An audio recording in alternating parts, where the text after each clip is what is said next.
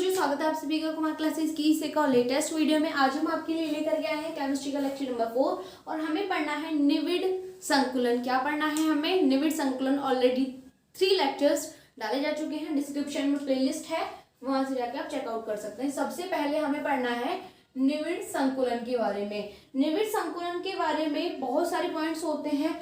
एक होता है एक विमीय निविड़ संकुलन, दूसरा होता है द्विविमीय निविड़ संकुलन, तीसरा होता है त्रिविमीय निविड़ संकुलन। Got it? फर्स्ट है हमारा ठोसों में निविड़ संकुलन। मतलब ठोसों में निविड़ संकुलन के पॉइंट्स है क्या? हमारा फर्स्ट पॉइंट आता है, क्या आता है फर्स्ट पॉइंट? एक विमीय निविड़ संकुलन। एक विमीय, जैसा कि आपको नाम से क्लियर हो रहा होगा, एक विमीय यानी कि जो एक विमा में हो। अब हम यहाँ पे थोड़ा समझने की कोशिश करते हैं। जैसे कि ये एक लाइन है, आपने मैथ्स में 10th क्लास 9th क्लास में पढ़ा होगा ज्यामिति के बारे में। ये एक लाइन है, ठीक। एक्स एक्सिस बोलते हैं जिसे हम एक्स एक्सिस ये तो होती है जिसके इस पॉइंट को एक्स, इसको एक्स और इसको एक्स डैश बोल रहे होते हैं। यही तो होता है, यहाँ पे लिख लेते हैं, यही तो होता है। यानी कि ये क्या है? एक लाइन में जब हम चल रहे होते हैं, क्या है? एक लाइन में जब हम चल रहे होते हैं कुछ इस तरीके से। यदि एक रोड है, ठीक है, और आप यहाँ पे कोई छोटा बच्चा है या फिर आप वो मान के चलो एक छोटा बच्चा नन्हा मुन्ना सा चल रहा है यूं, तो वो क्या चल रहा है? यूं चल रहा है, एक लाइन में चल रहा है, एक्स एक्सिस में चल रहा है। यानी कि एक लाइन में अगर आप इसे सिंपली समझना चाहें तो एक लाइन में चल रहा है, तो वही क्या है?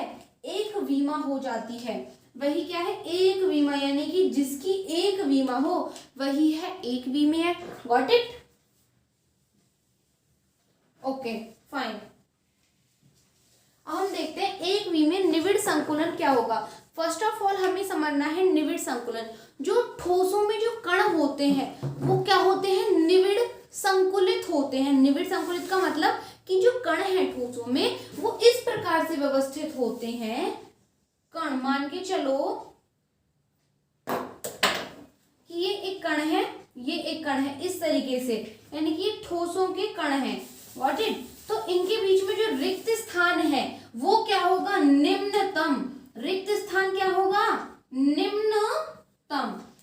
निविड़ संकुलन का मतलब क्या है? ठोसों में कण निविड़ संकुलित होते हैं। आप इस बात को लिखना चाहें लिख सकते हैं, और आपको जो नीचे व्हाट्सएप नंबर शो हो रहा है यहाँ पे आपको लिंक मिल जाएगा व्हाट्सएप करने से, वहां से भी आप इन्हें बाय करके आराम से अपनी स्टडी को कंटिन्यू कर सकते हैं। ठीक है, जो कण है वो क्या होते हैं? निविड़ संकुलित। निविड़ संकुलित का मतलब जिनके कणों, ठोसों के कणों के बीच में रिक्त स्थान क्या होगा? निम्नतम होगा, निम्नतम होगा। ठीक है, कण रिक्त स्थान निम्नतम होता है, और उनके बीच का जो थोड़ा बहुत रिक्त स्थान हो जाता है उसे हम क्या बोलते हैं?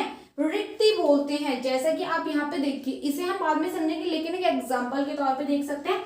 जैसे कि ये दिख रहा है आपको, यहाँ पे जो रिक्त स्थान है ये दिख रहा होगा। ये जो रिक्त स्थान है इसे हम क्या बोल रहे होते हैं? रिक्ति। यही क्या है? रिक्ति। यानी कि यहाँ पे देखो ये थोड़ी ज्यादा है रिक्ति, ठीक है, इसे हम लिख देते हैं यूं, रिक्ति। रिक्ति एक तरीके से दोष ही है। क्या है ये? दोष, जिसे हम आने वाली क्लासेस में कंटिन्यू कर रहे होंगे। ठीक है, ये रिक्ति है। जो ठोसों के कण होते हैं वो निविड़ संकुलित होते हैं। कणों के बीच रिक्त स्थान जो होता है उसे हम क्या बोल रहे होते हैं? रिक्ति। यानी कि कण जो जुड़े हुए हैं इनके बीच में कुछ ना कुछ तो ये रिक्त स्थान है, ये वाला, इसे हम क्या बोलते हैं? रिक्ति बोल रहे होते हैं। सिंपल, इतनी बात क्लियर? ओके, आगे बढ़ते हैं। ठोसे के कणों को गोलों के रूप में माना जाता है। अब आप सब सोचेंगे कि हम गोले ही क्यों पढ़ें? बच्चा, ऐसा स्टडीज में बताया गया है, या फिर जो साइंटिस्ट हैं वो बताते हैं ऐसा कि जो हमें कण है वो हमें एक गोले के रूप में उन्हें मानना है। आप अपनी थ्योरी दे सकते हैं अलग से यदि आप चाहें तो। Got it? इतनी बात क्लियर? ठीक है, एक विमीय निविड़ संकुलन के पास हम फिर से आते हैं। एक विमीय निविड़ संकुलन का मतलब है कि जब कण एक दूसरे के पास में इस तरीके से संरेखित हो, इस तरीके से जुड़े हों, जैसा कि मैं आपको यहाँ पे दिखा रही हूँ, कुछ इस तरीके से, यानी कि कण साइड बाय साइड जुड़े हों और एक ही विमा में जुड़े हो तो वह जो संकुलन होता है वो एक वी में निविड़ संकुलन होता है। ओके, अब हम देखते हैं उप सह संयोजन क्षमता। कुछ चैप्टर्स में या फिर कुछ बुक्स में इसे हम समन्वय क्षमता भी बोलते हैं, समन्वय क्षमता या फिर समन्वय संख्या या फिर क्षमता।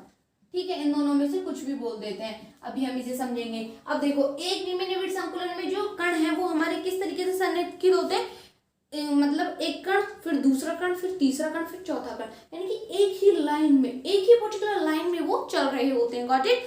अब जो 1D में गोलों को इस प्रकार रखते हैं कि वे एक दूसरे को टच करें तथा एक दूसरे के संरेखित हो और वो एक ही दिशा में होंगे, चाहे तो वो y एक्सिस में हो, चाहे वो z एक्सिस में हो, चाहे वो x एक्सिस में हो। क्लियर। इन सभी गोलों के केंद्र एक ही रेखा में होते हैं। आप देख सकते हैं यहाँ पे जो बनाया हुआ है कि इन सबके जो केंद्र हैं वो क्या होंगे, एक ही लाइन में होंगे। आप कॉपी पेन लेके बैठिएगा बच्चों, हम जो इन बातों को जो मैं बोल रही हूँ आप इन्हें नोट डाउन कर लीजिए। ठीक है, जो ठोसों के कण है, यानी कि एक वी में निविड़ संकुलन के अंदर जो ठोसों के कण है वो इस प्रकार संरेखित होते हैं कि उनके जो केंद्र है वो एक ही लाइन में हो, या तो ये x एक्सिस में ही होंगे या ये y एक्सिस में या फिर ये z एक्सिस में होते हैं। ओके, सबसे पहले आपको पता होगा कि x एक्सिस y एक्सिस किस तरीके से होते हैं। जैसे कि ये x एक्सिस है, माना ये y एक्सिस, z एक्सिस किस तरीके से होगा, इस तरीके से होगा, यानी कि z, ये तीनों एक दूसरे के 90 डिग्री पर होते हैं, इस तरीके से होता है। ठीक है, क्लियर। ओके, इतना क्लियर है ना। अब हम देखते हैं उप सह संयोजक या फिर समन्वय क्षमता। समन्वय क्षमता का मतलब है कि एक कण मतलब कोई भी एक कण, जैसे कि ये एक कण है, ठीक है, ये कितने के संपर्क में है, उन कणों की संख्या, संपर्क कणों की संख्या ही क्या होती है, समन्वय संख्या। n से इसे हम डेनोट कर लेते हैं। तो उप सह संयोजक क्षमता के लिए आप इसे खुद काउंट कर सकते हैं। जैसे कि हम ये कण लें, ठीक है, इस कण के चारों दोनों तरफ कितने आ रहे हैं, कितने को टच कर रहा है, ये 2 को, तो इसकी समन्वय क्षमता कितनी हो गई, 2। समन्वय क्षमता कितनी हो गई, 2, या फिर उप सह संयोजक क्षमता कितनी हो गई, 2। क्लियर इतनी बात। ओके, अब आप सब सोच रहे होंगे कि इस कण को यदि हम ले, हमने ये वाला कण लिया तो इसकी समन्वय क्षमता 2 हो गई, यदि हम ये वाला कण ले तो इसकी समन्वय क्षमता तो 1 होगी। लेकिन बच्चों ऐसा नहीं है, क्यों, क्योंकि ये इस तरीके से चलती चली जाएगी, संरचना इस तरीके से चलती चली जाएगी, यानी कि कण कण कण कण इस तरीके से जुड़े हुए होते हैं। क्लियर इतनी बात। ठीक है, आप इसे नोट डाउन कर लीजिए, स्क्रीनशॉट लेना चाहे ले सकते हैं। इसके बाद हम आगे बढ़ते हैं।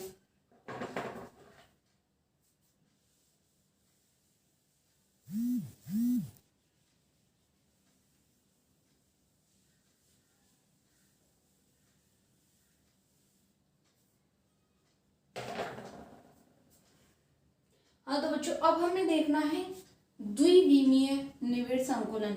हम एक विमीय निविड़ संकुलन पढ़ चुके हैं, अब हमें पढ़ना है द्विविमीय निविड़ संकुलन। द्विविमीय का मतलब होता है 2 डायरेक्शंस में। ये x एक्सिस हो गया, इसके साथ में यदि हम y एक्सिस भी इंक्लूड करा दें तो वो क्या हो जाता है, हमारा द्विविमा हो जाता है। क्या हो जाता है वो, द्विविमीय।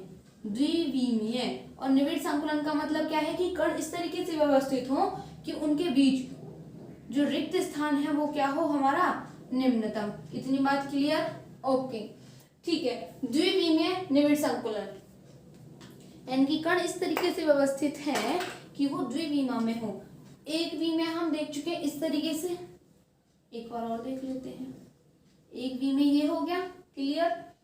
ये तो था हमारा एक विमीय, ये हो गया हमारा x एक्सिस। यदि हम यहीं पर y एक्सिस और बना देंगे कुछ इस तरीके से, तो वो क्या हो जाएगा हमारा, जब हम ये क्या हो गई, जब कण मिले थे तो वो हो गई थी पंक्ति। क्या हो गई थी वो, पंक्ति।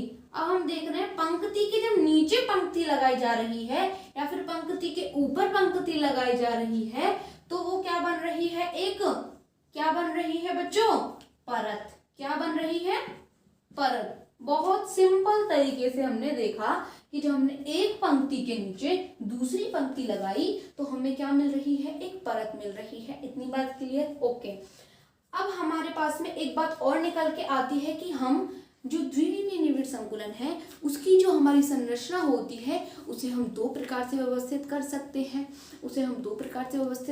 हैं। वो कैसे, एक तरीका तो ये हो सकता है कि कणों को हम इस प्रकार से व्यवस्थित करें कि एक कण के नीचे ठीक दूसरा कण हो, या फिर एक परत के कणों के नीचे ठीक नीचे दूसरी परत के कण हो। इस बात को आप नोट डाउन कर लीजिए कॉपी पेन में, मतलब कॉपी में।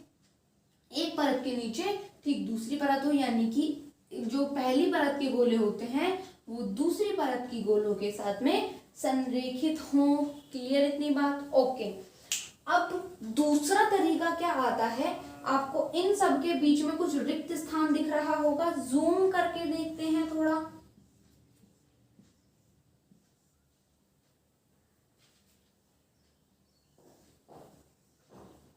ठीक है, कुछ इस तरीके से इनके बीच में जो आपको ये रिक्त स्थान दिख रहा है, हम इन कणों को किसी दूसरे तरीके से भी व्यवस्थित कर सकते हैं।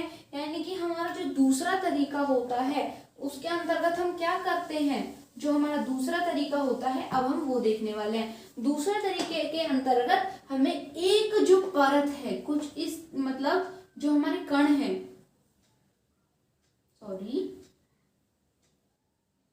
ये है, ठीक है। तो इनके बीच में कुछ रिक्त स्थान आपको दिख रहा है, ये बनाते हैं हम फिर से कण। 3 कण बना लिए हम, 4 बना लेते हैं, चलो ओके। ये एक ही साइज के होते हैं, थोड़ी गलती हो गई है, माफ कीजिएगा। अब देखो इनके बीच में जो रिक्त स्थान है, यानी कि दूसरे जो कण लगेंगे, दूसरी परत, ये हो गई पंक्ति नंबर 1, ठीक है। अब ये हो जाएगी हमारी पंक्ति नंबर 2। क्लियर।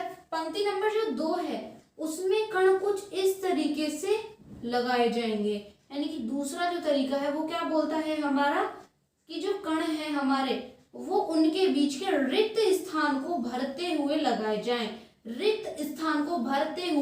जाएं, कुछ इस तरीके से। और जो इनके बीच का रिक्त स्थान है उसे हम क्या बोलते हैं, अवनमन। क्या बोलते हैं, अवनमन।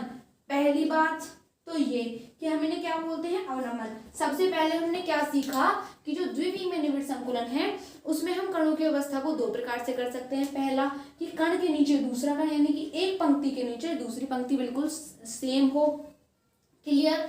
फिर दूसरा तरीका हो सकता है कि हम उनके अवनमनों, यानी कि उनके छिद्रों, जो बीच में रिक्त स्थान है, रिक्त स्थान को भरते हुए यदि हम भरते हैं, यानी कि रिक्त स्थान क्या होता है, उनके बीच के जो ये रिक्त स्थान था, कौन सा वाला, ये वाला, इसे हम क्या बोलते हैं, अवनमन। इनके अवनमनों को भरते हुए हम क्या करें, दूसरी व्यवस्था बनाएं, तो वो द्विविमीय निविड़ संकुलन की दूसरी व्यवस्था बन जाएगी। ठीक, इतनी बात क्लियर, ओके। अब हम देखते हैं इसके नेक्स्ट पॉइंट।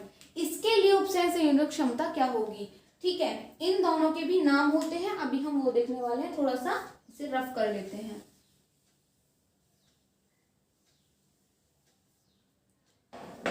देखो ये एक्स एक्सिस और ये वाई एक्सिस, क्लियर इतनी बात, ओके। ये जो कण है, अब यहाँ पे देखो जो मैंने अभी बनाई थी संरचना, एक कण, कोई भी एक कण पकड़ लो, एक कण के चारों तरफ, यानी कि कितने कणों को टच कर रहा है, ये 4 कणों को टच कर रहा है। यदि हम इनके केंद्रों को मिलाते हैं, यदि हम इन कणों के केंद्रों को मिलाते हैं तो हमें एक क्या मिलता है, वर्ग। क्या मिल जाता है, हमें एक वर्ग मिल जाता है। ठीक बात है, हमें एक वर्ग मिल जाता है। और इस प्रकार से हम क्या बोल रहे होते हैं, हमें मिल गया एक वर्ग। क्लियर। जो ये वर्ग मिला है इसे हम बोलते हैं वर्गीय निविड़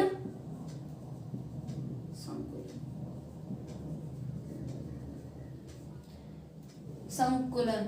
यानी कि इस प्रकार की व्यवस्था, जो ये वाली व्यवस्था है, ये क्या कहलाती है, वर्गीय निविड़ संकुलन। क्यों, क्योंकि जब हमने इनके केंद्रों को मिलाया तो हमें एक वर्ग मिला। क्लियर। और जब हम इनके अवनमनों में दूसरी परत को लगाते हैं या फिर दूसरी परत के कणों को लगाते हैं तो हमें 6, यानी कि जो इसके उपसय संयोजन या फिर समन्वय जो संख्या है या फिर क्षमता है वो क्या होती है, 6।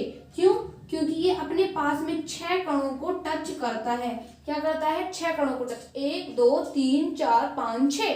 ठीक है। जब हम इनके कणों के केंद्रों को मिलाते हैं तो हमें एक षटकोण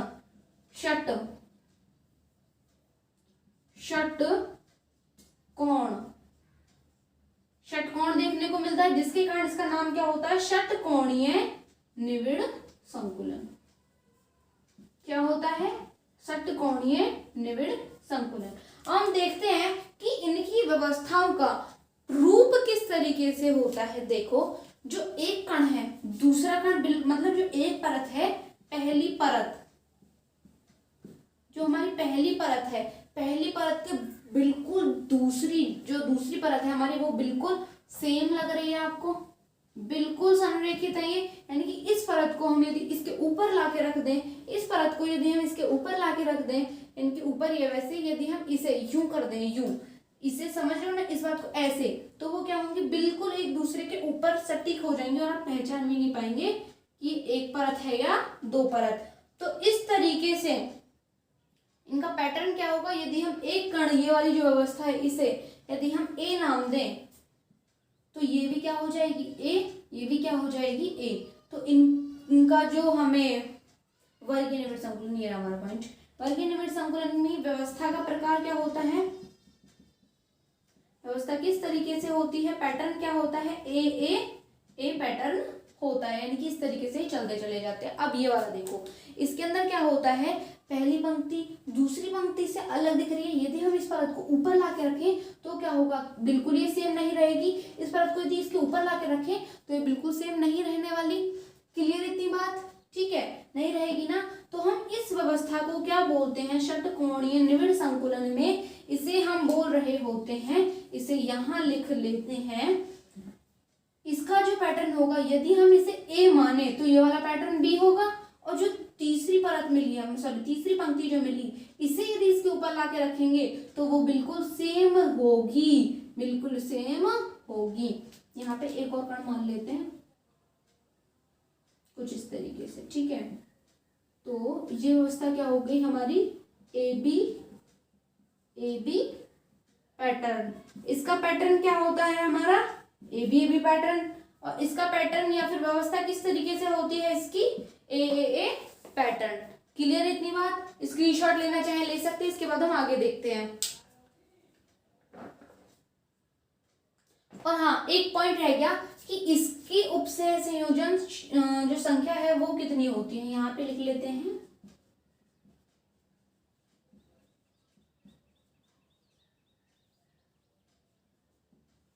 उपसय संयोजन संख्या को हम n से भी डिनोट कर रहे होते हैं। तो इसकी संख्या कितनी होगी, कितने कणों को टच कर रहा है, 1 2 3 4 5 6, कितने को, 6 को। और इसकी उपसय संयोजक संख्या हमने लिखी तो थी, हाँ, इसकी तो 2 होती है, इसकी होती है, यहाँ पे लिख लेते हैं n = 4। कितनी होती है, n = 4। ठीक है, स्क्रीनशॉट ले लीजिए। हमें देखना है रिक्ति को हम इंग्लिश में क्या बोलते हैं, वॉइड। सारी चीजें हम बहुत अच्छे से पढ़ चुके हैं। अब रिक्ति का मतलब होता है वॉइड। ठीक, यानी कि कणों के बीच रिक्त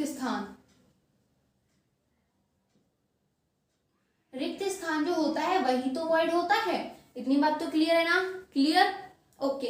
रिक्तियां कितने प्रकार की होती हैं, 2 प्रकार की होती हैं। आप मुझे कमेंट कर दीजिएगा। ठीक है, कमेंट करके बताओ कौन कौन सी होती हैं। चतुष्फलकीय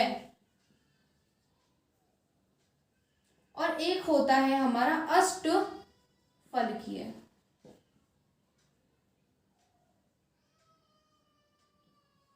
रिक्ति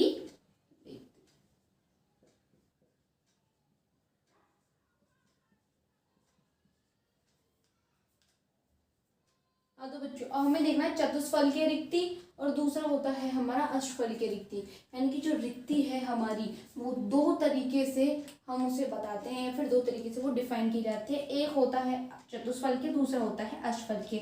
हम ये भी देखेंगे कि आखिर चतुष्फल की रिक्ति को चतुष्फल के ही क्यों कहा गया और अष्टफल की रिक्ति को अष्टफल के ही क्यों कहा गया।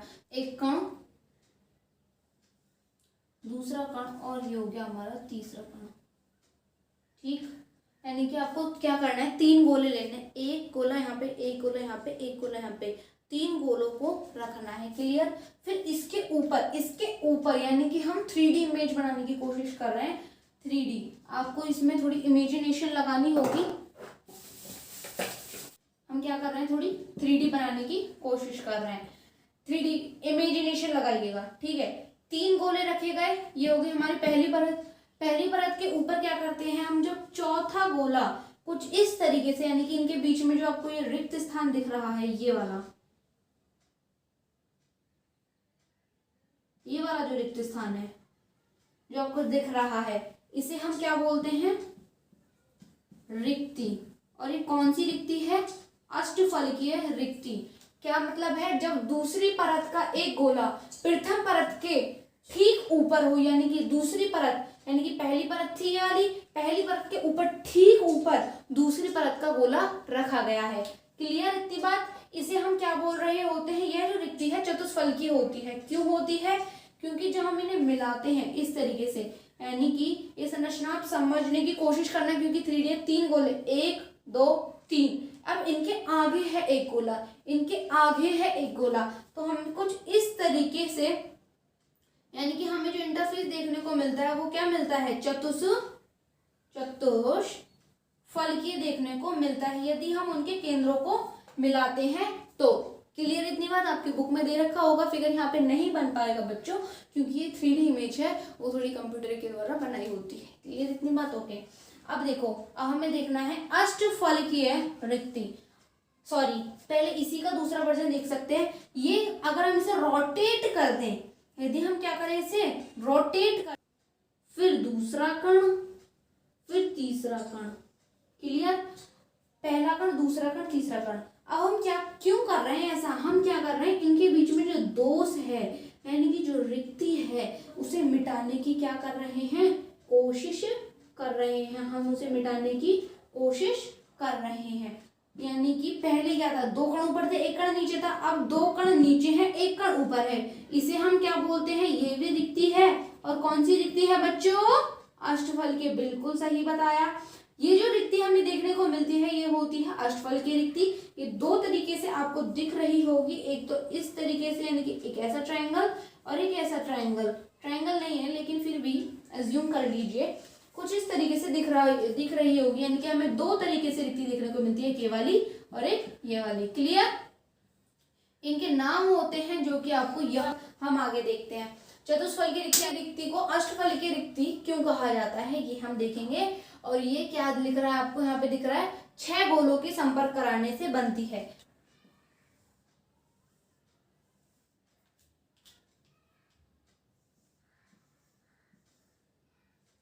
देखो, पहली पंक्ति थी, पहली पंक्ति के ऊपर 3 गोले रखे जाते हैं, वो भी दूसरे, मतलब रोटेट करके, रोटेशन वाले ग्रुप को फॉलो करते हुए, मतलब रोटेशन करते हुए दूसरी पंक्ति के गोले रखे जाते हैं। और वो किस तरीके से रखे जाते हैं, यानी कि 3 गोले तो यूं होते हैं, 3 गोले इनके ऊपर रखे जाएंगे, 3 गोले इस तरीके से। तो यहाँ पे हमें क्या देखने को मिलती है, एक रिक्ति, जो कि रिक्ति किस तरीके से होती है, कुछ इस तरीके से रिक्ति हमें देखने को मिलती है। इसे वैसे बनाते हैं तो वो रिक्ति क्यों कैसे होती है, कुछ इस तरीके से होती है। जो हम क्या करते हैं, इनके कणों को मिलाते हैं, इन रिक्तियों के कणों को, यानी कि इन गोलों के कणों को जब हम मिला रहे होते हैं, 3D में थोड़े बनाएंगे तो हमें कुछ इस तरीके से देखने को मिलता है। तो इसमें क्या होते हैं, हमारे अष्टफलक होते हैं, तो इसलिए हम इसे अष्टफलकीय रिक्ति बोल रहे होते हैं। आई होप आपको इतनी बात अच्छे से समझ आई होगी। अष्टफलकीय रिक्ति क्यों कहते हैं, क्योंकि जब हम इनके फलकों को मिलाते हैं तो हमें एक अष्टफलक देखने को मिलता है, जब हम इसके फलकों को मिलाते हैं तो हमें एक चतुष्फलक देखने को मिलता है। हमने जितनी भी चीजें पढ़ी, हमें सारी की सारी टिप्स पर याद होनी चाहिए। समझ आपको बहुत अच्छे से आ गई होंगी, मैं उम्मीद करती हूँ बहुत अच्छे से समझ आया होगा। यदि समझ आया आए तो वीडियो को लाइक करें, चैनल को सब्सक्राइब किए बिना बिल्कुल मत जाइएगा। यदि आपको कोई भी डाउट है तो नीचे जो आपको कमेंट सेक्शन दिया हुआ है वहाँ पे आप अपना जो कमेंट है वहाँ पे लिख सकते हैं, आपका सॉल्यूशन इसकी नेक्स्ट वाली वीडियो में दे दिया जाएगा। Thanks for watching, please subscribe the channel. Okay, bye bye.